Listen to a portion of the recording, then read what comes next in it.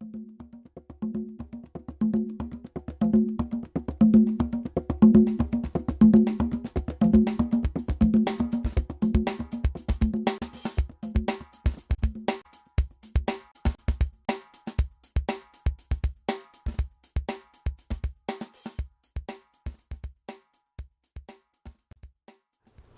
Steve, I'm not a scientist, but I'm somebody who wants to know a lot about the practical sides of it.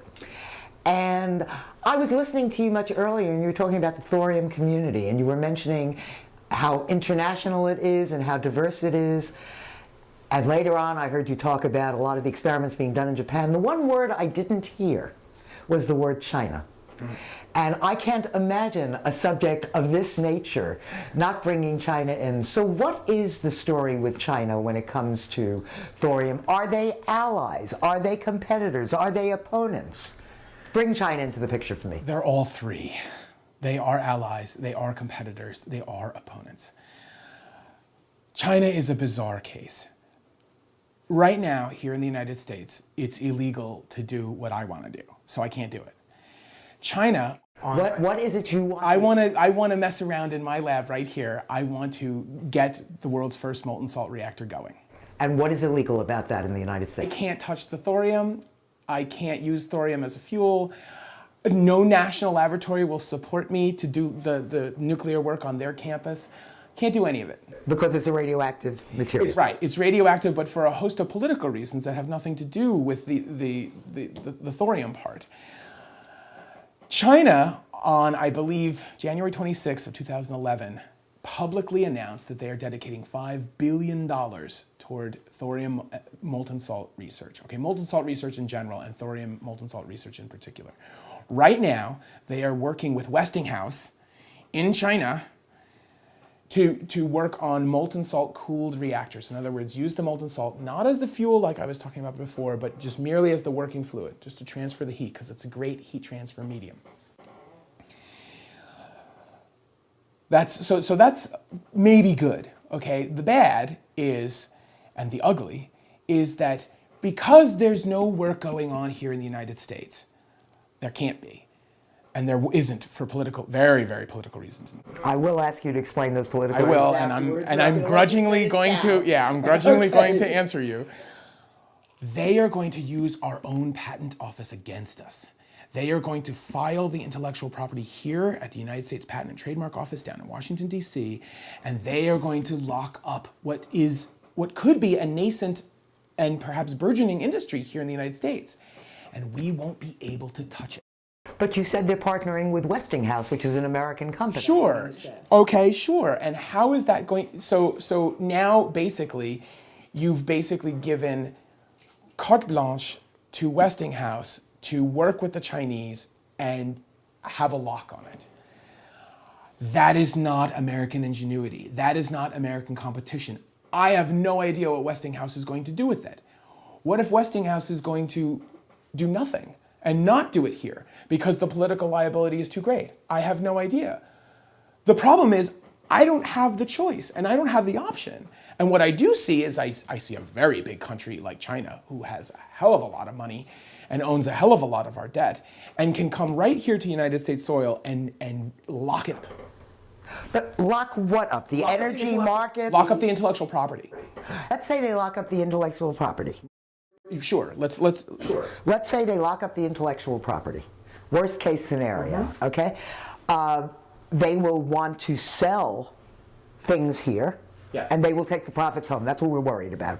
That's one of the reasons, one of the things we're worried about. I could name 30 things. Okay, I was going to say, why do we care? Since you were making a very big point that the reason this is all important to you is for the health of the planet, and for the health of the oceans, and for the planet that your children will inherit, and that their great-great-grandchildren will inherit. Who cares whether this planet is kept healthy and the money goes into Chinese pockets or my pockets or Saudi Arabian pockets? Why do we care? National security is one. Why in Congress was the purchase of a telecommunications company by China voted down? Not 2-3 months ago. National security. We need to care about what goes on within our borders. We do. Any country does. I'm not special because I'm American. You care if you're Czech, you care if you're German, you care if you're French, you care if you're Canadian. You have to care. You have to care about national security. Giving away a fabulous energy platform that could power today's America and the same America 1,000 years from now, because we have 1,000 years worth of thorium right on the United States soil. Wow. And then give that away? And then not even be able to exploit it for ourselves? But wouldn't we be able to license the patent? Okay. For how much money? Who's going to come up with it? Is it yet again going to? Are we yet again going to be beholden to gargantuan corporations? I know this sounds cliche, okay, but I actually do believe in the American dream. I actually do believe that 60% of the employment in the United States right now is for small businesses. I do believe that since the inception of the United States Patent and Trademark Office was with the signage of the first patent in 1790. I think like April 14th, 1790. But who's counting? Okay, but who's counting? We have a long history of American invention and innovation. This can't be locked up. We are being stifled. We are being locked down with the dreaded America Invents Act, which was just brought into enforcement on March 15th of this year. What is that act? It's first to file, not first to invent. I am a scientist. The thing that I value most is my laboratory notebook, okay? Because that's where I track everything. And that's where inventions are documented. That's why I have to write in black ink, okay? Because it's a legal document, okay? With the passage of the America Invents Act, which is now in force, I can't invent anything anymore, okay? I have to file it first in order to be called first inventor. My laboratory notebook no longer has the status that it has had since the inception of the United States Patent and Trademark Office. That's a very fundamental paradigm shift here in the United States. That's bad. In essence, the America Invents Act says it's first to file. So in other words, if I sneak in here and I take a peek at your notebook and I run in and file for a patent tomorrow, you're out of luck. You got it. Okay, gotcha. You got it. Worst case scenario, you got it. And that's a problem. That's a huge problem. Now that has to do with the ineptitude of the United States Congress. But with this confluence of events, the Chinese can lock this up, lock this technology up. Okay, this is the land of invention and innovation. I actually still believe what I read and was taught in my history books. I don't like that. I don't like that, and I can tell you right now that American ingenuity, American invention, and lots of robust scientists, a lot of them a hell of a lot smarter than I am, are ready, willing, and able to go to town on this. And we can make Wall Street a ton of money. We can make medical isotopes for all of North America. We can make exotic stuff that I like to play with. Because they have very interesting physics and chemistry. We can have, like I said before, a robust, clever, diversified energy landscape, not only for just now, but for the next 1,000 years. We can do it, and we can do it, I would argue, better than anybody else, because we've been doing it for such a long time here in the US. Well, then help me understand something. From the way you describe molten salt reactors, in general, and thorium reactors in particular, it's a no-brainer. This is a win-win situation. It's not a new technology. It's been around for decades. Agreed. But they haven't proliferated. Correct. So why not? I'm going to give you multiple choice here, okay? There's an easy answer to this question, by the way. No, go. The multiple choice I was going to give you, and by the way, it's check off all that apply, but I will make you explain, all right? That's fine. Is it politicians who are in the pocket of big oil and big nuke, or big coal? Is it the people who are reliant on coal mining for their livelihood? Now that doesn't only mean miners, that also means the people who run the stores that sell to miners. It's a whole economy. Absolutely. Derivative markets, absolutely, yeah. Is it environmentalists who hear the word nuclear and run for the hills? It's all of the above. Is it, well, like I was going to say, but I'm going to ask you to elaborate on. Is it regulators who don't know what they're doing? I mean, what's going on? Why? It's all of the above. But then I need elaboration. Sure. When I was writing a business plan, okay, one of my business plans that I wrote, and I was first doing it, one of the first questions it says is, what barriers to entry can you put into place to prevent other competitors from coming in? Okay, this isn't conspiracy theory. This is right out of Business School 101. Of course. Okay, so what has big nuclear done? They've done exactly what they're supposed to have done. They put huge barriers to entry, right, in place, starting from 1954 by including thorium, which would be marked wrong on any high school chemistry or physics test. It's not a fissile material.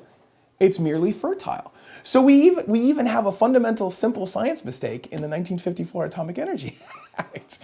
So big nuclear has put in massive barriers to entry, not only because nuclear is a very dangerous thing if improperly handled, right? So you have to have a lot of regulation. But you've also made what could be a fabulous civilian energy platform, because you can't make weapons grade stuff with it. You've effectively made it illegal. You've been talking about thorium. Yes, I'm talking about thorium. Yeah. Molten salt reactors, don't even worry about thorium. Molten salt reactors in general. It is a fabulously better heat transfer platform. Right. Well, but all 104 of the operating nuclear reactors here in the United States, every single one of them uses a solid fuel. Do you know the costs that would be associated with trying to switch over to a molten salt reactor? They would be unfathomably enormous. You have to start from scratch. So I get it. It's a simple economics argument. I get it. But let us in. But where are the environmentalists? Environmentalists, another great, environmentalists and miners, environmentalists. They have unfortunately seen the decades of lousy reactor design. So in other words, they're hearing the word nuclear and they're going, nuclear, and running for the hills. Listen, nuclear energy is the safest form of energy known to man. It is, for the amount of energy that we get, the amount of electricity that's produced, it's amazingly safe. Amazingly safe. The problem is poor stewardship. The problem is poor design.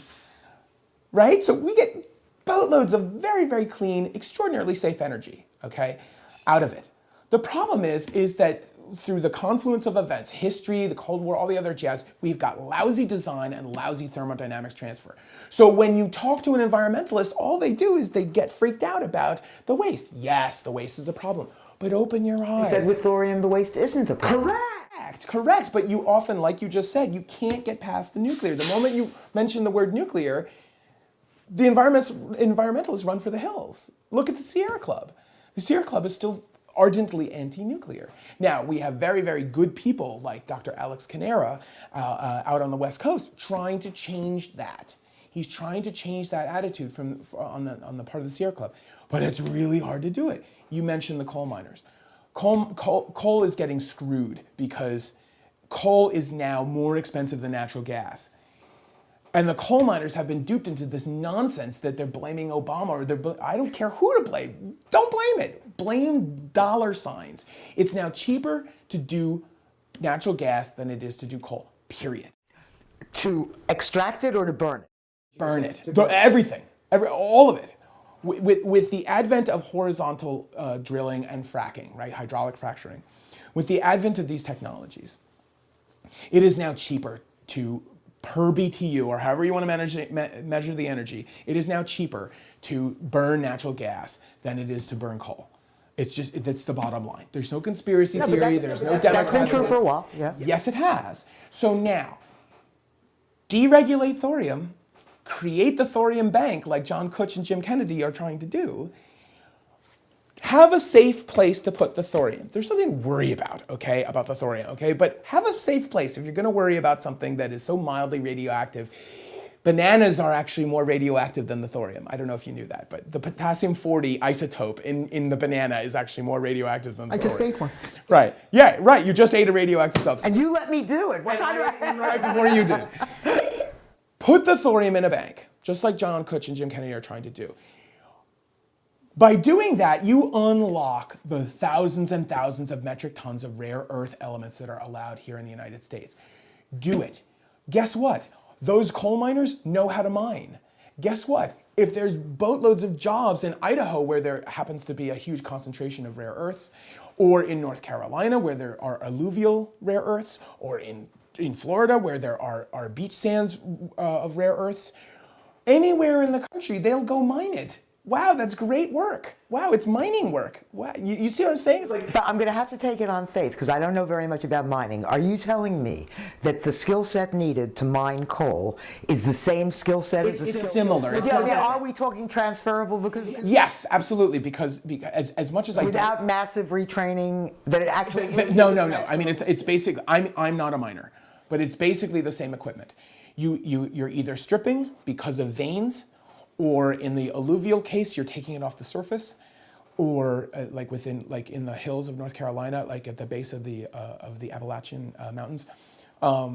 It's by and large the same skill. But it would, from playing devil's advocate on the question of job creation, it would, however, require huge, massive relocation. Okay, so, and if I say to you, I want you and your wife and your 3 children tomorrow to relocate to Alaska, I found you a good job, you're going to be very happy? Sure, and if it were paying me fat cash, sure. I would challenge you to ask the thousands and hundreds of thousands of people working in the natural gas industry right now in Louisiana, in Texas, and in Pennsylvania, where'd they come from? They came from everywhere else in the United States. Why? Because jobs are jobs. They're good jobs, they're quality jobs, they're well-paying, they have a reasonable safety factor. I'm sure there are egregious examples. Everywhere there are always bad apples, okay? But by and large, I would say if that was my training and I didn't go to grad school or whatever like I did or whatever, I'm gonna go to the jobs. It's a good paying job, I'll bring my family, it's a reasonable location, fine. I think that is a very fair cost-benefit analysis for the average father of 3 like me. I mean, the difference is that I'd much rather be here in my lab looking at atomic and subatomic structure. Gotcha. Because that was my training and that's my passion. You know, you reminded me, when you were talking much earlier about the thorium community and saying it's pretty much unified, although of course there is dissent. Are we talking about dissent about the technology, or about the environmental impact, or about the costs? What are the sticking points within the thorium community? You have individuals who are of an older generation, okay? Dr. Robert Hargraves is an outstanding physicist, but he's older and he remembers when national laboratories meant national laboratories, big ideas, big science. We don't have that anymore. Unfortunately, our national laboratories aren't being utilized the way they were decades ago to make big science happen. It's not happening like that, unfortunately, anymore. So that's one point of dissension. I personally think that we could still use national laboratories, and I went to Los Alamos and talked to some fabulous chemists and physicists back in February when I gave my talk at the NETS conference in Albuquerque. I went to Los Alamos and I talked to a bunch of really great scientists, and I know we've got world-class scientists, so I know that we can do that, but I don't think that there's enough political will in the halls of Congress to be able to pull that. Is the problem purely big nukes? In Congress? In Congress, I think almost exclusively. I hate to say it. Barriers to entry are barriers to entry. It's the first thing you learn in Business 101. This is not conspiracy theory, okay? Get as many barriers to entry as possible in place so that you don't have as much competition. That's better for your bottom line, that's better for your shareholders. Okay, I get it, okay? But come on. There has to be a tipping point. There has to be some ability for us to get in. Passionate scientists just like me, all over the country, just the United States, we want in. We want in, okay? And I don't know how else to do it. I don't have $1 million to go fill somebody's campaign coffers. I don't have it. It's actually more than $1 million. I actually know what the price tags are because I did my digging.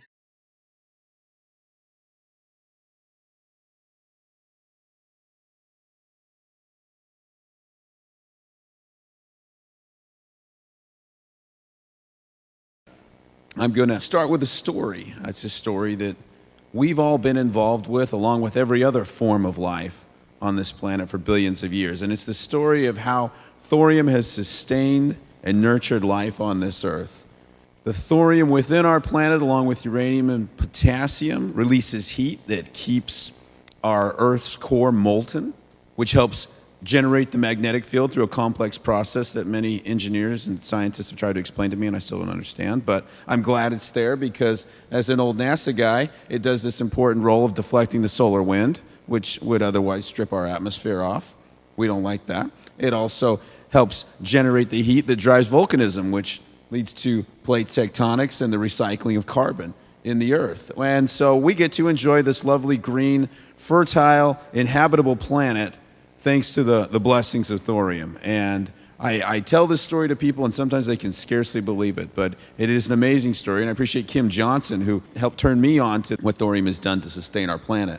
This gift from the stars, even after doing all this, is now potentially ready to help us in our moment of crisis, because this is the human race right now. We are in a precarious situation. The energy that sustains our marvelous industrial civilization, and we can gaze out the windows and we can see what access to abundant and significant sources of energy can do for a civilization. We live a lifestyle. We have a standard of living. We have the ability to travel, to eat, to sleep, to be kept safe from the elements. We live a lifestyle that no people in history has ever even approached, and we have it because of our access to energy.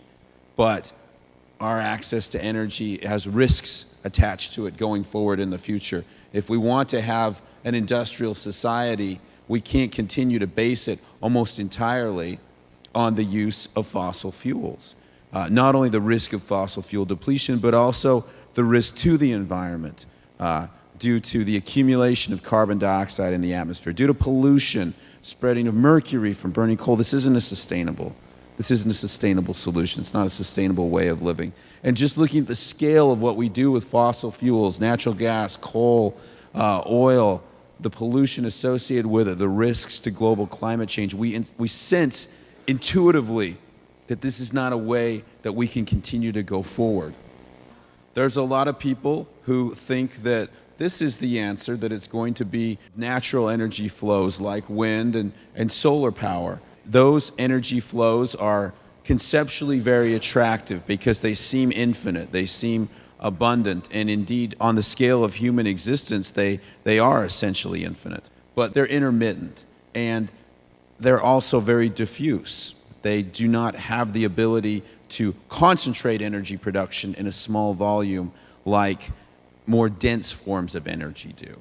The inevitable conclusion of using a diffuse and occasionally intermittent power source, particularly with solar, is the sun goes down every night, and you're forced to turn to energy storage, which is expensive and difficult. So people like us think about the energies of the atom, because the energies of the atom are so much greater than the energies of rearranging chemical bonds, of chemistry. To access the energy in the nucleus offers 1,000,000 times the potential of accessing the energy of the electrons. But stuff like this is often thrown in our face, and possibly for good reason too. I got my issue of The Economist the other day, and there they were telling me that what I'm working on is the dream that failed. And I really wanted to craft a letter to the editor right then. And it's funny because I've actually been in The Economist before, so I kind of wish they would have maybe interviewed one of us about this, although they did make favorable mention of thorium and molten salt in the articles that were part of this sequence. But a lot of people have read this, and they've talked to me, and they've said, Kirk, why is a magazine like The Economist saying nuclear power is the dream that failed? Is that true? Because a lot of people seem to think it. My rebuttal to that is I say there are some inescapable truths about nuclear energy that are not subject to public opinion. And if we do turn away from nuclear energy, we're still going to be facing these inescapable truths. One of them is nuclear fuels have 1,000,000 times the energy potential of fossil fuels. That is simply a truth. The other one is nuclear power does not emit carbon dioxide and it can operate without oxygen. It's not based on combustion. We have some submarine officers in the room with us who can attest to the ability of nuclear power to operate underwater without oxygen for very, very long periods of time. In my time at NASA, that was a particular interest to us because you're not able to employ combustion when you're in space. I really think that there are three basic keys that we've got to get into the public's mind if we are to realize a new era of thorium energy. And the first one is that liquid fuel is a superior approach to nuclear energy than solid fuel. And feeding off of that realization is the thorium fuel cycle, which is uniquely enabled in liquid fuel, offers more potential for the long run than the uranium fuel cycle. I think this has been missed for many decades because the focus has been the use of solid fuel, and thorium does not perform particularly well in solid fuel. It's a marginal improvement, but not radical. And then this third one, which has been a realization that has been somewhat slow in coming to me as well, which is that the most useful things that these machines might produce might not even be electricity. It may be other things, and I'm becoming more and more convinced that medicines and desalinated water and process heat are going to end up being more valuable products from the use of liquid fluoride thorium reactors than electricity. That electricity may end up being a secondary product. We spend a great deal of effort in the fabrication of solid nuclear fuel. My colleague Kirk, his father-in-law, is an expert in the fabrication of zirconium cladding for nuclear fuels, and he spent some time with us recently, and I really got an appreciation for just what a tenuous material that, which is just one part of how we make nuclear fuel, is. We begin by making these uranium oxide pellets, and we form them into fuel rods clad in this zirconium. Turns out the zirconium, in certain conditions, can be quite reactive with the water that's surrounding the reactor. But the part I kept coming back to in discussion was we have a fuel and a coolant that are inherently incompatible with one another. And that's how we run nuclear today. And there's a risk there. There's a very real risk. And it was realized at Fukushima Daiichi when hydrogen gas was generated from the reaction with zirconium and water and led to a very visible explosion, several of them, in fact, that resonate in the public's minds. You know, they said, what about the explosion? I said, you mean the hydrogen gas explosion? Yeah. People just saw an explosion, they heard nuclear, oh, that's bad. But it's expensive to make nuclear fuel, and I don't like the way we do it. Costs too much, and it works too poorly. We're only using a small amount of the potential energy in the nuclear fuel, and there's a number of reasons for that.